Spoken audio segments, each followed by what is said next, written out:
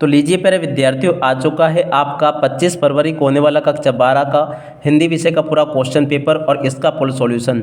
जी हाँ प्यारे विद्यार्थियों, आज हम यहाँ पर पूरा का पूरा क्वेश्चन पेपर विद सॉल्यूशन के साथ में देखेंगे। और देखिएगा प्यारे विद्यार्थियों, यहाँ पर मैं आपको बता दूँ कि आप सभी की वार्षिक परीक्षा के लिए मैं लगातार तैयारी करवा रहा हूँ और ऐसे में मैं आप सबको समस्त विषय की आपको 4 सेट पेपर उपलब्ध करवा रहा हूँ। हिंदी विषय के भी मेरे द्वारा 4 सेट पेपर बनाए गए हैं और चारों सेट मैं आपको बता रहा हूँ। और अगर आप लोग चारों सेट पेपर को अच्छे से लगा लेते हो ना, तो पूरा का पूरा क्वेश्चन पेपर आपका उसी में से बनकर आएगा, एक भी क्वेश्चन आपका उसमें से भर नहीं जाएगा। तो इसलिए प्यारे विद्यार्थियों, आप सब लोग इन चारों सेटों को अच्छे से लगा भी लो और पूरा का पूरा इसको समझ भी लो। अब चलो जल्दी से हम आगे बढ़ते हैं, समझते हैं कि आपका बोर्ड परीक्षा 2025 के लिए कक्षा 12 का हिंदी विषय का क्वेश्चन पेपर परीक्षाओं में किस प्रकार का पूछा जाएगा। तो देखिएगा प्यारे विद्यार्थियों, कुछ इस प्रकार का पेपर आपको परीक्षाओं में देखने को मिलेगा। सेट ए में ऑलरेडी बता चुका हूँ, सेट बी भी मैंने आपको बता दिया, सी भी बता दिया, और आज हम यहाँ पर सेट डी को देखेंगे। और अगर आपने चारों सेट पेपर को लगा लिया ना, तो पूरा का पूरा क्वेश्चन पेपर आपका इसी में से फंसेगा, एक भी क्वेश्चन आपका इसमें से भरने जाएगा। तो चलो जल्दी से हम आगे बढ़ते हैं, समझते हैं आपके पूरे पेपर को और इस पेपर के पूरे सॉल्यूशन को। जी हाँ प्यारे विद्यार्थी, पूरा का पूरा पेपर का सॉल्यूशन बताऊंगा, एक भी क्वेश्चन यहाँ से आपका नहीं छूटेगा। इसलिए मेरी आप सब लोगों से रिक्वेस्ट है कि इन 4 सेट पेपर को आप लोग अच्छे से याद कर लो। पूरा का पूरा पेपर आपका इसी में से बनकर आएगा, एक एक क्वेश्चन का आंसर बिल्कुल सरल तरीके से मैंने आपको बताया। तो इसलिए आप सब लोग चारों सेट पेपर को अच्छे से याद जरूर कर लेना। तो देखो इस प्रकार का पूरा पेपर होगा, आप सब लोग यहाँ से इसको देख पढ़ो समझ सकते हो। टोटली पेपर आपका परीक्षाओं में लगभग इसी प्रकार का देखने को मिलेगा। अब चलो जल्दी से हम आगे बढ़ते हैं, समझते हैं आपके पूरे पेपर को और इस पेपर के पूरे सॉल्यूशन को। तो देखिएगा प्यारे विद्यार्थियों, इस प्रकार का पेपर होगा। प्रश्न नंबर 1 कहता है सही विकल्प का चयन कर लिखिए। देखो पहला क्वेश्चन पढ़ते हैं, छोटा मेरा खेत कविता का हिंदी रूपांतरण किसने किया। तो देखो भोला भाई पटेल ने किया। अगला क्वेश्चन, कवित्व के प्रत्येक चरण में वर्ण होते हैं। तो देखो 31 होते हैं। और अब अगला क्वेश्चन पढ़ते हैं, बाण भट्ट की आत्मकथा उपन्यास के लेखक। तो देखो हजारी प्रसाद द्विवेदी होंगे। तो यहाँ से आप सब लोग इन क्वेश्चन के आंसर को देख लो। अब चलो इसके बाद में मैं आपको आगे के क्वेश्चन और उन क्वेश्चन के आंसर बता देता हूँ। देखो अगला क्वेश्चन ये यहाँ पर आपसे पूछा है, देखिएगा वे शब्द जो क्षेत्र विशेष में बोले जाते हैं कहलाते हैं। तो देखो उनको क्षेत्रीय शब्द कहते हैं। और अब अगला क्वेश्चन, कहानी का शीर्षक जूझ का अर्थ होता है। तो देखो इसका अर्थ होता है संघर्ष। और उसके बाद में देखो अगला क्वेश्चन, संवाददाताओं के बीच काम का विभाजन कहलाता है। तो देखो इसको कहते हैं बीट। और उसके बाद में देखो अगला क्वेश्चन पढ़ते हैं, रिक्त स्थानों की पूर्ति कीजिए। जी हाँ प्यारे विद्यार्थियों, यहाँ से आपको रिक्त स्थानों की पूर्ति करनी है। पहला रिक्त स्थान पढ़ते हैं, रघुवीर शाही की कविता कैमरे में बंद अपाहिज उनके लोग भूल गए काव्य संग्रह से ली गई है। अगला क्वेश्चन पढ़ते हैं, लक्ष्मण मूर्छा और राम का विलाप अवधी भाषा की रचना है। तो देखो यहाँ पर आपको अवधी लिख देना है। और उसके बाद में देखो अगला क्वेश्चन पढ़ते हैं, लिखा है अलंकार में अनिश्चितता की स्थिति बनी रहती है। तो देखो यहाँ पर आपको संदेह लिख देना है। शेर के बच्चे का वास्तविक नाम क्या था, चांद सिंह। और उसके बाद में देखो अगला क्वेश्चन, यदि आप सो जाए तो आपको आराम मिलेगा वाक्य है। तो देखो ये मिश्रित वाक्य है। अगला क्वेश्चन, यशोधर बाबू मूलतः के रहने वाले थे। तो देखो कुमाऊं गांव के रहने वाले थे। अगला क्वेश्चन पढ़ते हैं, समाचार लेखन की शैली होती है। तो देखो उल्टा पिरामिड शैली होती है। यहाँ तक कि इन सभी क्वेश्चन के आंसर मैंने आपको बता दिए। उसके बाद में देखो यहाँ से आप लोग सत्य सत्य को देख लो। सत्य सत्य में पहला क्वेश्चन, निम्नलिखित कथनों के समक्ष सत्य और असत्य लिखिए। तो देखो पहला क्वेश्चन, पतंग कविता में बाल सुलभ इच्छाओं एवं उमंगों का सुंदर चित्रण किया गया है, यह सत्य होगा। अगला क्वेश्चन, सुदामा चरित्र महाकाव्य असत्य होगा। कनुप्रिया धर्मवीर भारती का कविता संग्रह, ये भी सत्य होगा। उसने मेरे को कुछ नहीं कहा का शुद्ध वाक्य है। तो देखो असत्य होगा। मिस्र और सुमेर में चकमक और लकड़ी के उपकरण का प्रयोग किया जाता था, ये भी आपका सत्य होगा। रेडियो और टीवी की भाषा में कठिन शब्दों की बहुलता होती है, तो ये आपका असत्य होगा। इस प्रकार से आप सब लोग यहाँ तक के इन क्वेश्चन के आंसर को देख लो। आप इसके बाद में देखिएगा प्यारे विद्यार्थियों, आगे आपके पेपर में क्वेश्चन इस प्रकार से पूछे जाएंगे। देखिएगा पहला क्वेश्चन लिखा है यहाँ पर प्रश्न नंबर 4 में, यहाँ पर आपसे जोड़ी पूछी जाएगी। तो चलो मैं आपको जोड़ी का मिलान भी बता देता हूँ।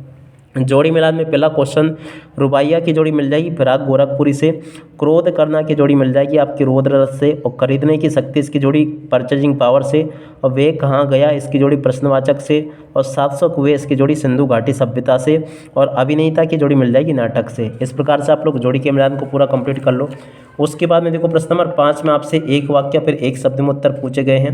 पहला क्वेश्चन, तुलसीदास जी की ने रावण की तुलना किससे की है। तो देखो दरिद्रता से की है।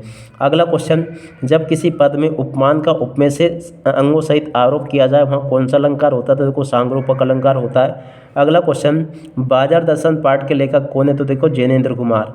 और अब अगला क्वेश्चन, भक्तिन के पिता का नाम क्या था? सुरमा।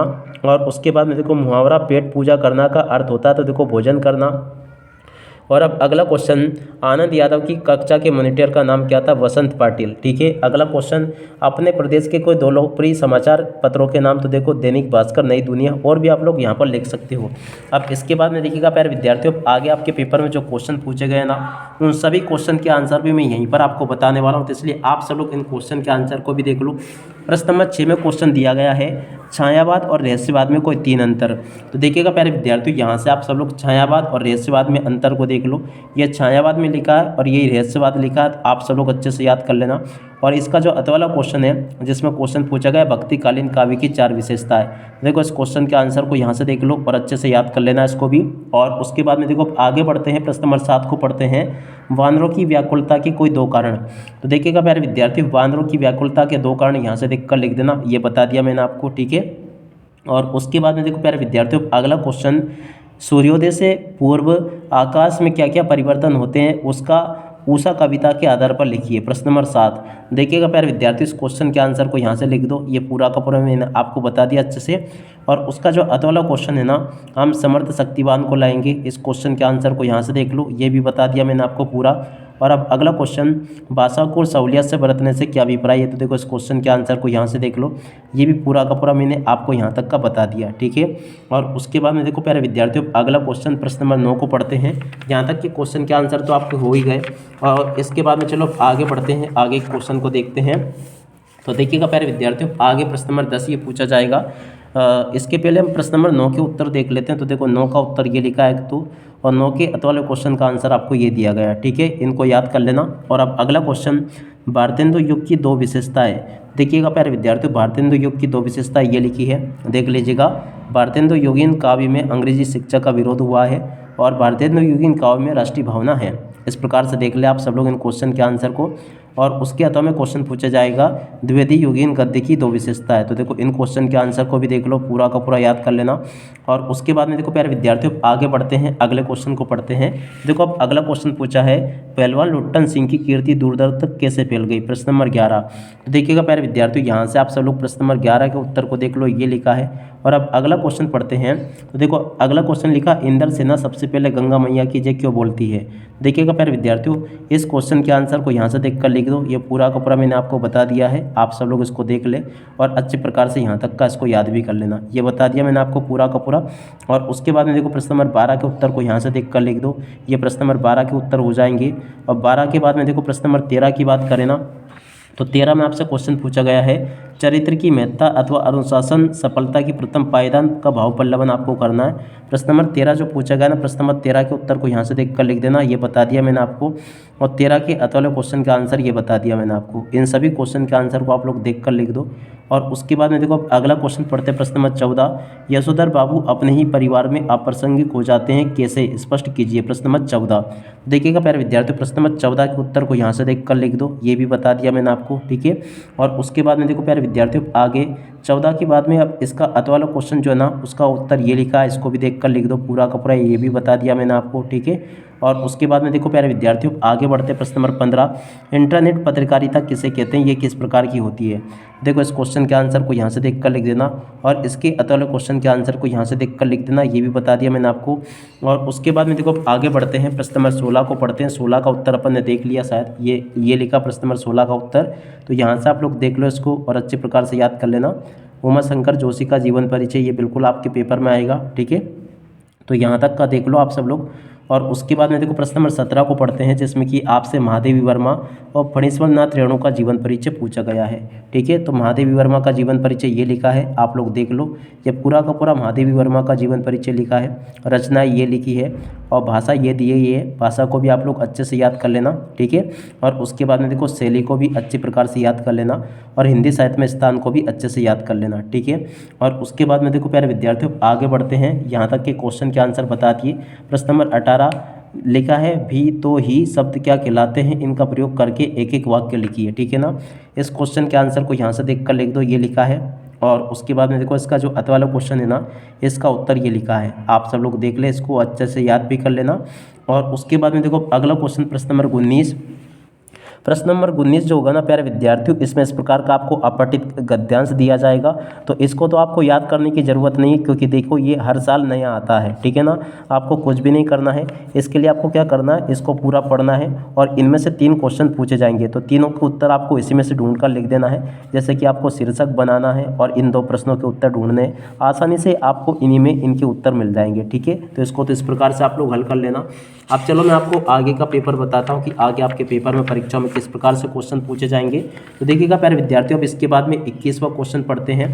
तो देखो अब 21वें क्वेश्चन में आपसे क्या पूछा गया है, उसके पहले हम प्रश्न नंबर 19 को देख लेते हैं। तो देखो प्यारे विद्यार्थियों, 19 का जो क्वेश्चन था ये वाला मैंने आपको बता दिया। और इसके बाद में देखो प्यारे विद्यार्थियों, आगे जो क्वेश्चन आपके पेपर में परीक्षा में पूछे गए ना, उनको यहाँ से देख लेना आप सब लोग। प्रश्न नंबर 20 जो होगा ना, ये वाला प्रश्न नंबर 20 है।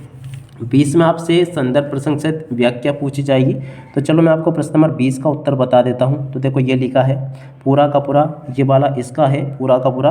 प्रश्न नंबर 20 का उत्तर देखो, संदर्भ इस प्रकार से आ जाएगा, प्रसंग ये होगा और व्याख्या इस प्रकार से आपको पूरी लिख देनी है, ठीक है। उसके बाद में देखो इसका जो अतवल है ना, रक्षाबंधन, देखो इसका यहाँ से देख लो, संदर्भ ये होगा और उसके बाद में देखो प्रसंग ये आ जाएगा और व्याख्या इस प्रकार से आपको पूरी लिख देनी है, ठीक है। और उसके बाद में देखो प्रश्न नंबर 21 को पढ़ते हैं। निम्नलिखित गद्यांश के संदर्भ प्रसंग से विशेष सहित व्याख्या लिखिए। प्रश्न नंबर 21, देखो प्यारे विद्यार्थी, प्रश्न नंबर 21 के उत्तर को यहाँ से देख लो।